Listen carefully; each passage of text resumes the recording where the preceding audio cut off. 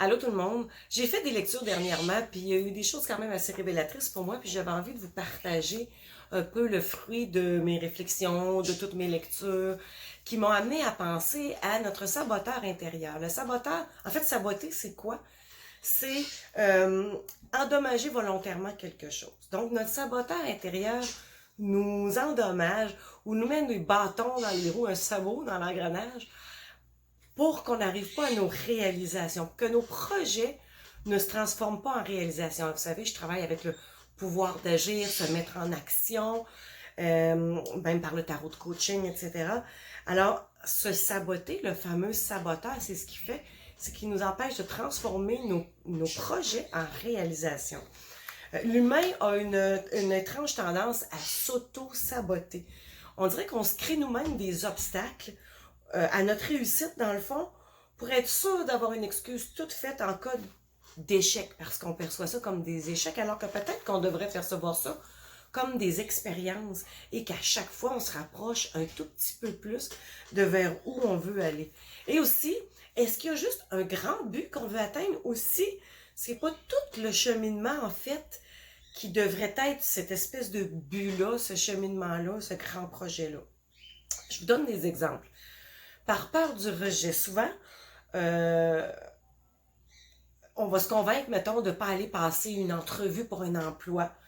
Parce que, ça peut y passer, on se donne plein d'excuses, plein de raisons, mais en fait, c'est par peur du rejet, parce que souvent, le saboteur va travailler avec les peurs.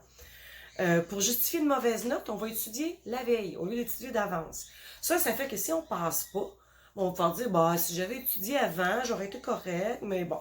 Et si on passe, ben, ça nourrit cette espèce d'ego-là du saboteur, qui va lui-même, tu sais, il risquera pas une défaite en ayant donné le meilleur de lui-même. Il donne pas le meilleur de lui-même, fait que s'il y a une défaite, ben, c'est pas de sa faute, c'est parce que il a pas eu le temps, il a pas pris le temps, etc., etc.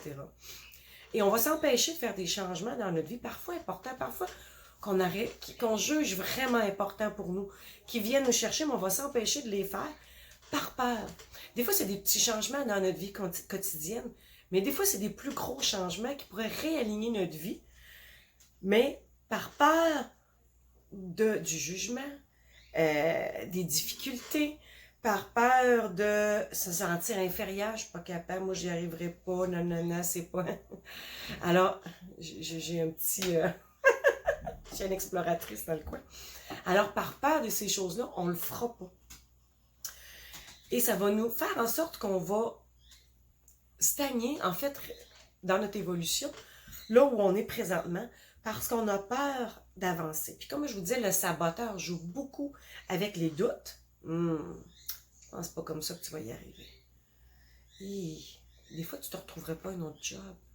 Mettons que ça marche pas, ton projet, dans l'instant des doutes. Des peurs, tu n'y arriveras pas. C'est bien trop gros pour toi. Mais voyons donc, ça n'a pas de bon sens ce que tu penses là. Qu'est-ce que les autres vont dire? Aussi, par la culpabilité. Ça, c'est lié aussi avec le syndrome de l'imposteur, hein, la culpabilité. Ouais, mais là, tu peux pas faire ça. Tes enfants, eux autres, qu'est-ce qu'ils vont en penser? Qu'est-ce qu'ils vont en dire? Ton employeur, ton conjoint, ta conjointe. Alors, pour jouer sur la culpabilité aussi. Le saboteur va utiliser plusieurs tactiques. Hein, c'est un fin stratège, le saboteur. Alors, il va utiliser nos croyances limitantes, hein, qui sont des croyances qui ont été ancrées par d'autres ou par nous-mêmes, mais qu'on nous a imposées, qu'on a acceptées. Hein. C'est pas juste imposé, on a notre libre arbitre, on choisit d'y croire aussi à quelque part. Alors, nos croyances limitantes. On est né pour un petit pain. T'es une fille, tu peux pas faire ça. T'es un homme, tu peux pas faire ça. Alors, toutes ces croyances-là, c'est le saboteur qui utilise ça pour nous ramener ça quand il veut nous bloquer. Parce que quand on dépasse tout ça, on le met en danger, lui, parce qu'il ne nous servira plus. Notre faible estime de nous-mêmes. Bon, il y a toutes les expériences de vie, je suis d'accord, qui font que c'est venu limiter notre estime de nous-mêmes, mais ça, c'est terminé. Alors pourquoi, là, ici et maintenant, j'ai encore une faible estime de moi-même? Est-ce que c'est parce que j'ai choisi de ne pas m'occuper de ça et de rester là-dedans? Peut-être parce que, là, pour l'instant, je me sens un peu démunie. Est-ce qu'il y a des ressources qui peuvent m'aider? Alors, c'est tout des choix et des actions. Et là, je ne suis pas en train de juger les gens qui choisissent de ne pas se mettre en action présentement. OK? Ça commence par ici. On va le voir, tantôt je vais en parler. Pour moi, c'est un aliment entre le cœur, la tête et l'action vient après. Quand ça s'aligne, alors là, l'action est possible. Et je ne suis pas en train de juger personne parce que j'ai déjà été dans l'inaction et j'y suis encore parfois, régulièrement. Mais c'est un cheminement, c'est juste pour faire prendre des prises de conscience. Parfois, c'est des objectifs qui sont imposés par les tiers. Hein? On a toujours l'histoire de mon père voulait que je sois médecin, avocate, avocat, etc., etc. Les conflits internes, j'ai le goût, mais j'ai peur. Ouais, mais si, ouais, mais ça, et si, bon, tous ces conflits internes-là. Et toutes les peurs que je vous parlais, la peur de l'échec, la peur du changement, la peur de ne pas être à la hauteur, la peur de ne pas être à la hauteur des attentes des autres ou des nôtres, la peur de se voir aussi tel qu'on est, la peur de perdre l'identité. Moi, je me suis identifiée, je donne un exemple. Moi, je me suis identifiée, mettons, exemple, longtemps au rôle de la victime. Il n'y a jamais rien qui est de ma faute.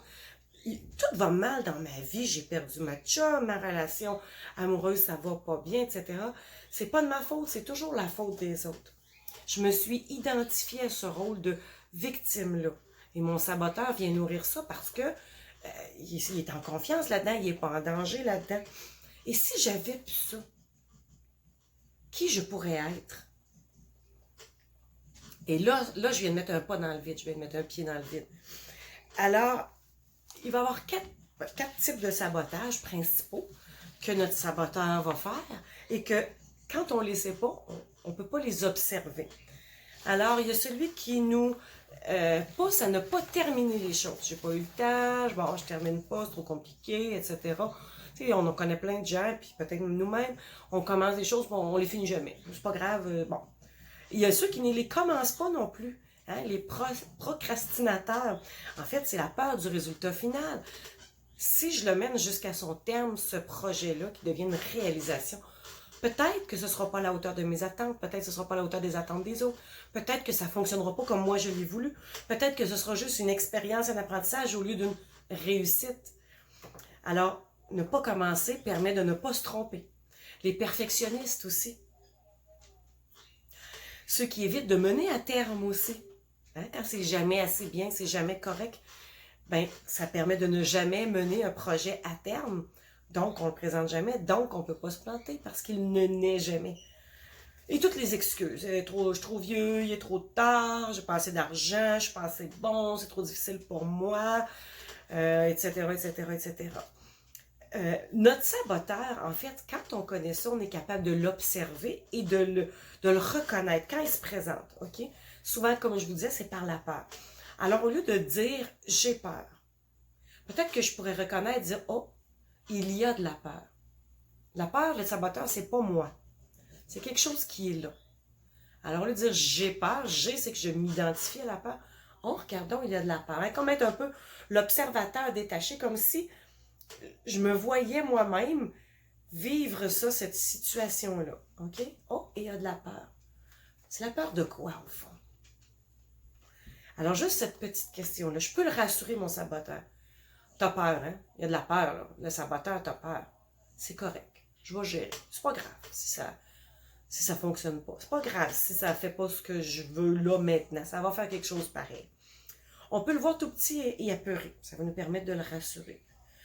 L'accueillir aussi avec bienveillance et détachement, parce que la peur vient nous avertir de des choses. Alors, souvent, ce qu'on peut faire, c'est inspirer en souriant, parfois intérieurement, parce que des fois, si on sourit extérieurement, on peut avoir l'air un peu fou. Moi, ça ne me dérange pas, mais ça ne veut pas dire que c'est tout le monde qui est à l'aise avec ça. Et dire merci. Saboteur, merci d'avoir porté cette situation-là à mon attention. Merci de me faire prendre compte qu'il y a une peur qui est cachée derrière ça. Pas ma peur, il y a une peur qui est cachée derrière ça. Et maintenant, je vais quand même aller de l'avant, je vais la devancer, je vais l'affronter, cette peur-là. Et pour pas que le mental embarque avec toutes les excuses, t'es trop tard, il est trop vieux, t'es trop vieux, il est trop tard, t'as pas d'argent. Alors, je peux dans ma tête faire 5, 4, 3, 2, 1, action. Et action, ça veut pas dire que je donne ma démission sur le champ, pas nécessairement, OK? On vit quand même dans un monde où on a besoin des ressources. Mais ça veut dire probablement que je peux soit nommer, soit faire une action pour rectifier le tir. Genre, j'ai pensé, je suis bien trop vieux pour faire ça. Ah, tiens, il y a de la peur. Merci de me faire vivre ça, que d'en faire prendre conscience. Merci de me permettre d'aller au-delà et de pratiquer. 5, 4, 3, 2, 1, action. Non, tu n'es pas trop vieux. C'est peut-être pas le moment là, mais qu'est-ce que tu pourrais faire maintenant? Tu sais, commencer à entamer déjà des nouvelles connexions dans le cerveau, ne serait-ce que par la pensée, pour qu'il arrête de vivre juste, c'est trop tard, j'ai trop peur, nanana. C'est ça qu'on nourrit, alors c'est ça qui va grandir. Alors nourrir d'autres pensées, d'autres façons de voir, d'autres perceptions. Alors, parce que l'ego, le saboteur, se nourrit de nos peurs. Plus on le nourrit avec nos peurs, plus il grandit, plus il est fort. Et un jour, on se rend compte que c'est nos peurs qui nous guident toujours, on n'est plus capable d'arriver on pense qu'on n'est plus capable d'arriver à transmuter ces peurs-là. Lui dire, je ne sais pas si vous avez écouté le film Avatar, quand le personnage dit à l'autre, je te vois, je te vois. Je te vois, c'est au-delà de mes yeux physiques te voient. Je te vois, c'est je te vois, je te reconnais.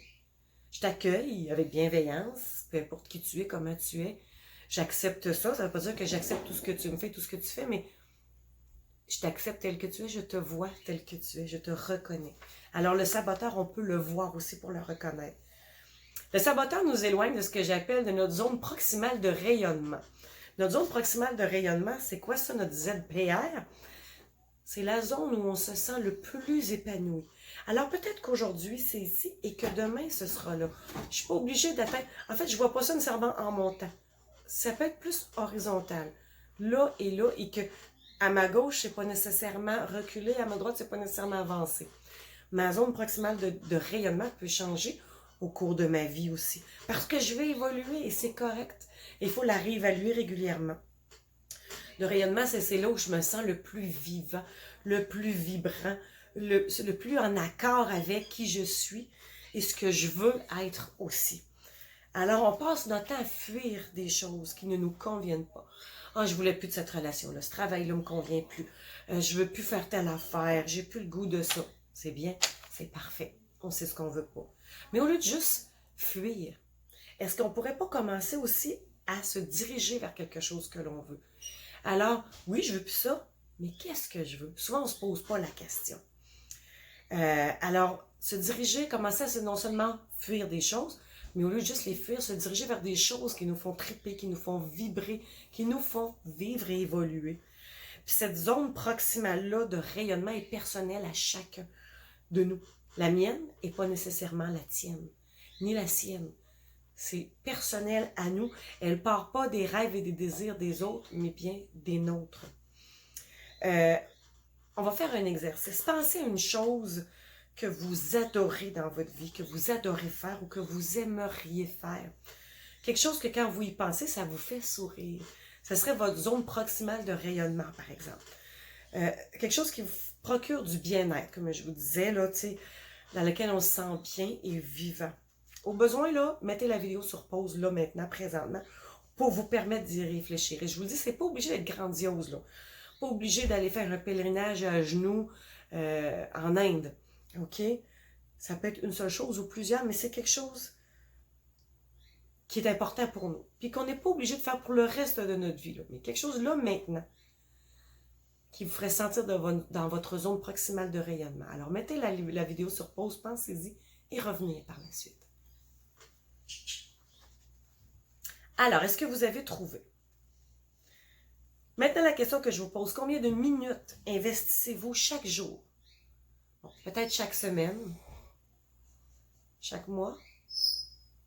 J'espère que c'est pas juste chaque année.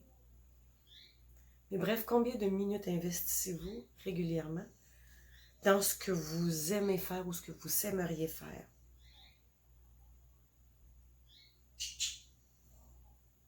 Souvent, c'est très peu. Souvent, on y consacre le temps qu'il reste, s'il en reste. Le principal de notre temps est dépensé ailleurs. Oui, on a des obligations, c'est normal. Mais, je vous donne un exemple. Moi, j'aime peindre. Je veux peindre.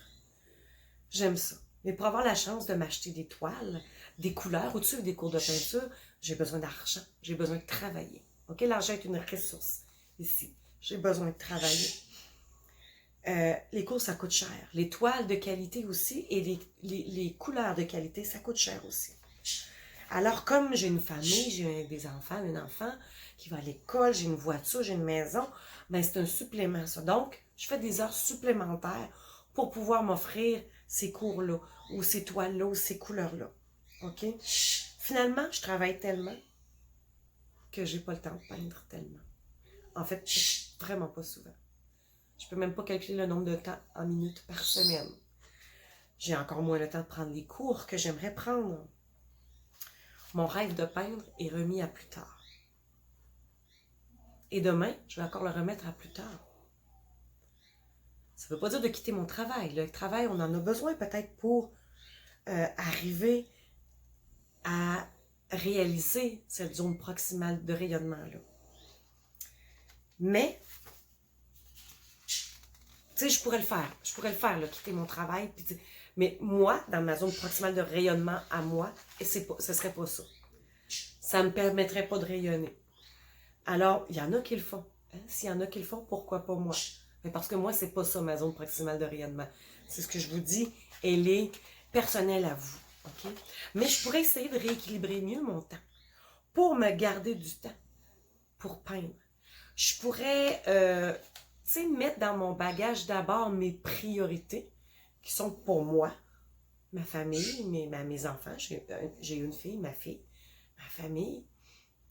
Mais peindre vient pas loin là-dedans. En fait, si je pouvais quitter mon emploi et juste peindre, je le ferais. Ouais. Même si j'adore mon emploi, il n'est pas loin dans mes priorités. Mais je le ferais. Ce qui m'empêche de le faire, c'est que j'en ai besoin. Mais ça allège En fait, mon travail n'est pas vraiment un fardeau, je vous l'avouerai, mais il y en a certaines personnes pour qui c'est plus un fardeau. Mais s'il me permet de vivre des moments important pour moi, dans ma zone proximale de rayonnement, alors c'est plus un fardeau, il y en a moins, il y a une raison d'être. Alors peut-être que je pourrais commencer par des cours en ligne, ça me coûterait moins cher, il y a plein de trucs sur YouTube. Peut-être que je pourrais m'acheter d'abord des toiles et des couleurs de moins grande qualité pour m'amuser, pour développer. Peut-être que je pourrais faire le tour de mon entourage, voir s'il n'y en a pas qui ont des couleurs qui dorment dans leur sous-sol, dans leur tiroir et qu'ils n'utilisent pas. En fait, je pourrais me mettre en action maintenant, poser un geste, pour trouver les ressources dont j'ai besoin pour peindre. Et l'univers nous voit aller et se dit, regardons, elle passe son temps à travailler, elle travaille beaucoup, elle fait de l'over, elle s'est même pris une deuxième job. Là, je vous donne l'exemple de travailler, là, mais l'univers se dit, ça doit être parce qu'elle aime ça travailler. Je vais lui en envoyer encore plus de ça. Ce qui arrive, c'est que là, je suis sollicitée, faire partie de tel organisme, tu peux-tu me faire ça, et là, je suis sollicitée de partout. Parce que l'univers croit que j'aime ça, étant donné que c'est ce que je fais le plus. Alors, on va m'offrir une promotion, un autre emploi, etc., etc. Et là, ça, c'est pas valable juste pour le travail. C'est un exemple. C'est valable aussi pour les types de relations qu'on a, que ce soit des relations amoureuses ou amicales. C'est-à-dire que si j'ai toujours le même type de relation, exemple dans le non-respect, etc., l'univers croit que c'est ce qui me plaît, ce que j'aime, il va me renvoyer la même chose. Même chose pour nos pensées. Ça m'arrive toujours juste à moi, ça. Hein? J'y arriverai jamais. Je ne suis pas chanceuse, moi, dans la vie. Qu'est-ce que je suis en train de dire? Je suis en train de dire à l'univers que je ne suis pas chanceuse dans la vie. Je suis en train de dire à l'univers que c'est des choses qui m'arrivent toujours à moi, ça. Qu'est-ce qu'il fait, lui? Il dit, ça occupe beaucoup ses pensées, c'est beaucoup présent, ça. Ça doit être parce qu'elle aime ça, je lui renvoie la même chose. L'univers, c'est un peu comme Google ou les réseaux sociaux. Hein? Eux autres, ils enregistrent nos préférences, puis avec l'aide d'un algorithme, ils analysent ça et ils vont faire en sorte que ils vont analyser, c'est sur les recherches qu'on a fait, les liens sur lesquels on a cliqué, ce qu'on a lu, pour s'assurer de nous présenter de plus en plus de contenu de publicité en lien avec nos actions, avec ce qu'on a fait sur les réseaux sociaux ou avec Google. Alors, avec nos préférences, ou ce qu'ils croient être nos préférences. Alors, pour attirer à nous ce qui compte vraiment pour nous, l'important, c'est pas juste de demander à l'univers. Oui, on va le faire en pensée, en parole, visualisation, mais aussi en action, pour lui montrer ce qu'on veut vraiment, par nos choix, par nos actions. Alors, lorsqu'on amorce un changement, qu'on commence quelque chose de nouveau et que ça nous fait vraiment vibrer, alors on sait qu'on est sur la bonne voie. Il suffit de faire un commencement, un seul geste. Quand on sent qu'on est sur la bonne voie, pour nous en ce moment-ci, maintenant, vraiment là, maintenant, parce que l'an prochain, ça peut être autre chose, l'aide vient de partout. On dirait que l'univers conspire pour nous. L'univers va nous envoyer des synchronicités. Ça, c'est comme des événements qui arrivent quand on dit, regardons, on va les remarquer parce qu'ils sont un peu hors de l'ordinaire ou vraiment très fort en lien avec notre zone proximale de rayonnement. Ben voyons donc, j'ai commencé à penser à ça ou juste à en parler, puis telle chose arrive, et c'est en lien avec ça. Alors l'univers va nous envoyer ces synchronicités-là, nous dire, ben oui, mais je t'ai entendu, c'est ce que tu demandes de plus en plus, c'est ce que tu fais de plus en plus, c'est ce que je lis dans tes préférences maintenant. Il va nous l'envoyer, mais il faut agir sur ces synchronicités-là. Parce qu'à un moment donné, l'univers va arrêter de nous en envoyer en se disant, ben, oups, mon algorithme s'est trompé, c'est pas ce qu'il ou elle veut vraiment, je vais retourner dans les anciennes recherches, les anciennes préférences que j'avais enregistrées. Alors, il faut agir sur ces synchronicités-là, en prendre conscience et agir dessus pour continuer d'avancer vers notre zone proximale de développement.